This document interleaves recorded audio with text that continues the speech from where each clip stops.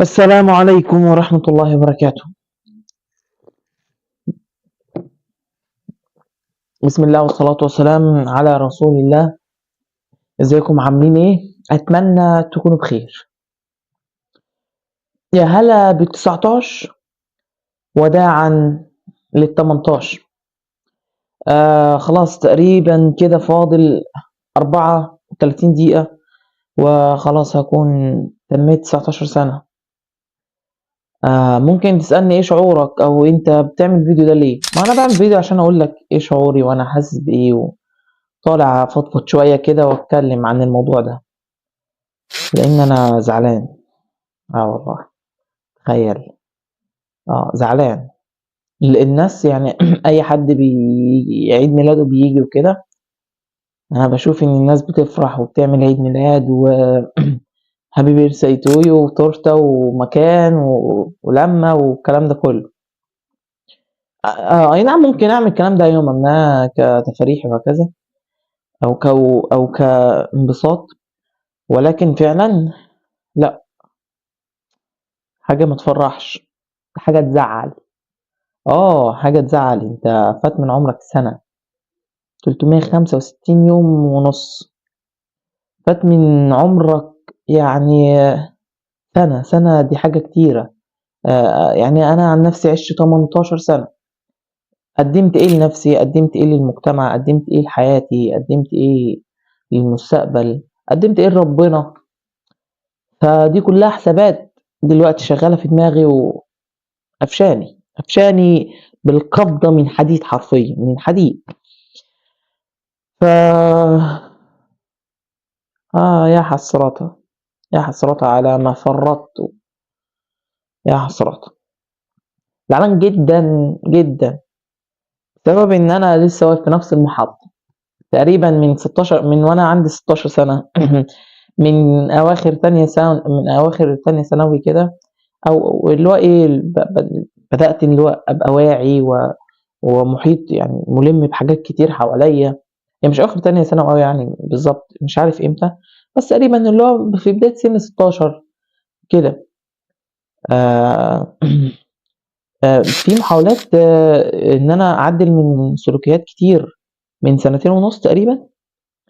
اللي مزعلني بقى ان انا لسه واقف في نفس المحطة، في نفس المكان، في نفس، يعني مفيش نسبة اتطورت نهائيا، زيرو.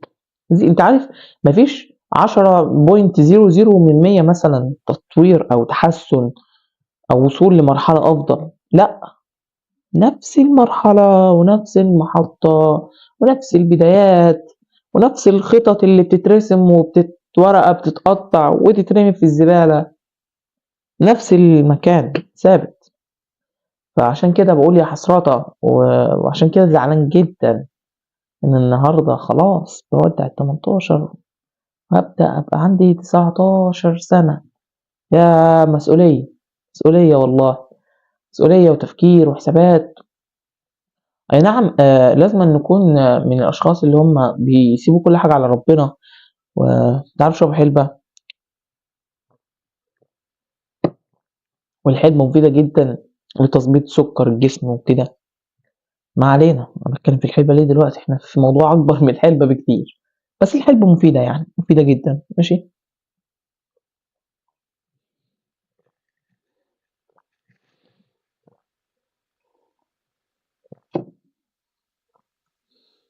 احنا كنا وقفنا فين؟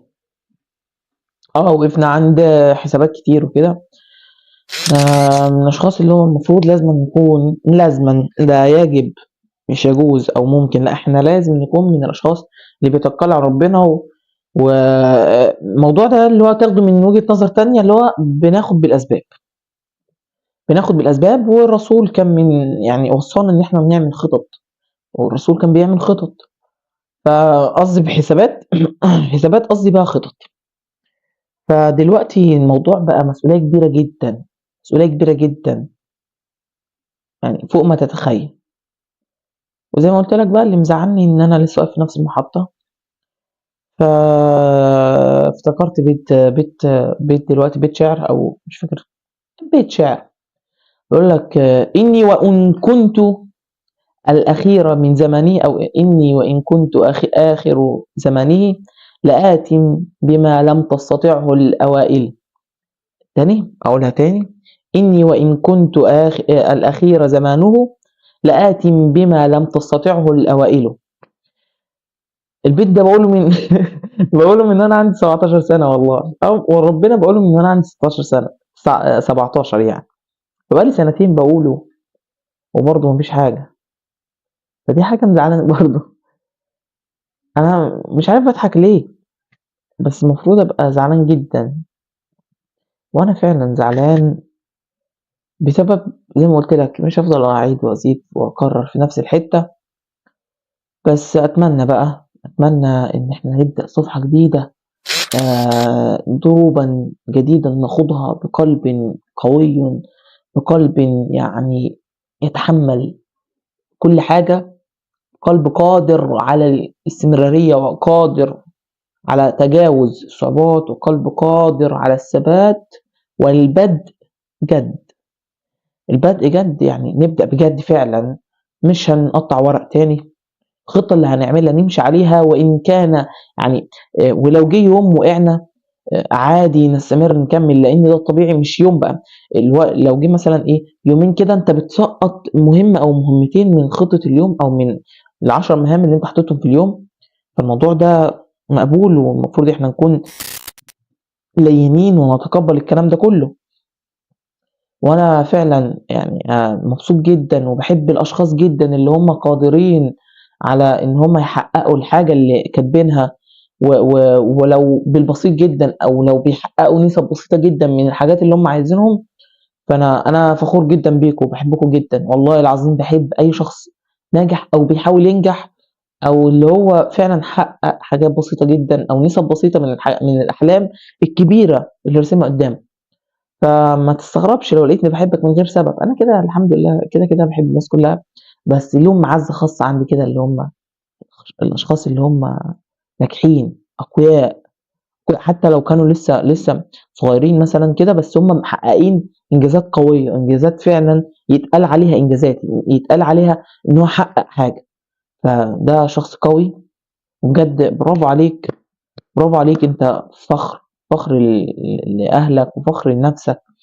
أتمنى أكون زيك، وأتمنى ربنا يكرمني. على فكرة إن ده كرم من ربنا، ومثلًا لو أنا جه عليَّ فترة وكنت كويس، فده برضه كرم من ربنا أقسم بالله، ولا شطارة مني ولا ذكاء ولا مذاكرة ولا أي قرف من ده كله أقسم بالله.